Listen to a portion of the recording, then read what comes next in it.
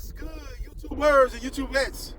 This is JBsports back again with another one. TGIF.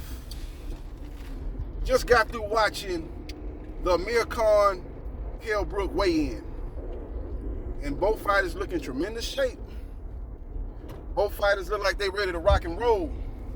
Now I got to revise my prediction in the fight because when I did that prediction video yesterday, I said that Brook will stop Amir Khan in the 11th round, but that is impossible. That cannot happen because it's a 10-round fight. And the thing about it is, I knew it was a 10-round fight when I did the video, but I went into autopilot. You know, we making these prediction videos, 95% of my prediction videos be 12-round fights. And I forgot that this fight was a 10-round fight, so I got to revise my prediction. I still got Brook winning the fight, but instead of 11th round TKO, gotta love TKO. Oh no. Instead of a 11th round TKO, I got to go with a 9th round TKO. Now, Brook, again, is a classic 1-2 puncher. Left jab, right hand. His right hand is his money punch. But I think Brook is going to take that jab away, or at least going to try to take that jab away. And I think they're going to be successful early on in that fight, taking the jab away. And they're going to be looking for that right hand, too. So I think the left hook is going to be real key for Brook. He's got to establish that left hook because, again, Amir Khan going to be looking for the right hand. So he's got to feint with the right and throw the left hook. And I think he'll be able to find a lot of success with the left hook. He's going to have to dig to the body, too. Like I said, he's got to mix it up. Not only jab up top, but he's got to jab to the body. Because one thing about boxing is it's easier to jab to the body than it is to the head. Because, you got that great head movement. Fighters like Joe Frazier, great bob and weave type of fighters. I always gave fighters like Muhammad Ali problems because they used to slip the jab, get inside, and work the body. But one thing about it is Ali should have did this in the Frazier's fights. He would have had more success. He ended up winning 2 out of 3 fights, so who am I to say what he should have did? But I'm just saying, if he would have jabbed to the body a little bit more, he could have kind of stopped Joe Frazier in his tracks. And I think that Brook is going to have to do the same thing, jab to the body. And I think he'll find success. Now, Amir Khan, again, is a combination puncher. If he can be a more disciplined fighter, but we've been talking about Amir Khan for a long time. Man, if he was just more disciplined, a lot of people say, man, he's one of the greatest 6-round fighters in the history of boxing. And that's because he can't stay disciplined for 12 rounds. But the good thing about this is it's a 10-round fight. So if he looking strong for 6 rounds and he can hang on for the last 4, he can win a decision. So this is great negotiations by Amir Khan.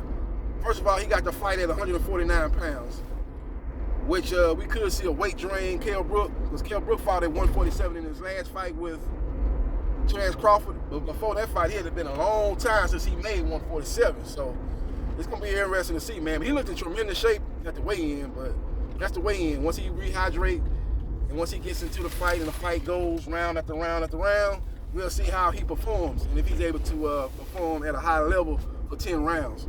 That remains to be seen. But Amir Khan has got to be disciplined. Like I said, we've been talking about him,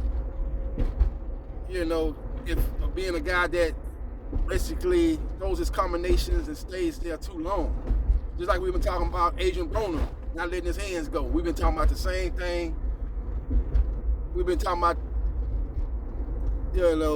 not the same thing, but we've been talking about same situation with Amir Khan that we've been talking about with Adrian Broner. And we've been seeing him fight after fight with Adrian Broner. He ain't going to let his hands go. And we've been seeing him fight after fight with Amir Khan. He's going to be a guy that's going to throw his punches. He's not going to get out of there. He's going to throw his combinations. He's going to stay in there. He's going to try to exchange, and he can get caught being over-aggressive. If he can take that out of his fighting style that he's been fighting for a long time now. He's had a lot of success, but in the biggest of big fights, he's come up shorter than the midget on his knees. If he can, if Brook can get him to be more disciplined, then he have a great chance of winning this fight, man. This is a true 50-50 fight, but I just like Brook because I think he's just a more consistent fighter. I think he wants to fight more. He's been chasing this fight for 10 years. Amir Khan has not given him the time of day. Don't think he's on his level for the last 10 years, but finally, in the twilight of his career, he's looking for one big payday. Kell Brook fits the bill, so he went on and took the fight. But again, he definitely won in negotiations, Amir Khan. He's got this fight at 149 pounds, and he got this fight as a 10-round fight. So he knows he's a 6-round fighter. So if he can get the first 6 rounds, Kell Brook will need a knockout or multiple knockdowns to win that fight. If he's down 6 rounds to 0 going into the 7th round. So we will see what happens, and we will see what transpires. Let me know your thoughts about who you like in this particular matchup. Follow me on JBsports 3303. Like, share, and subscribe to my channel, JB Sports. The man, the myth, the legend. And I'll holler.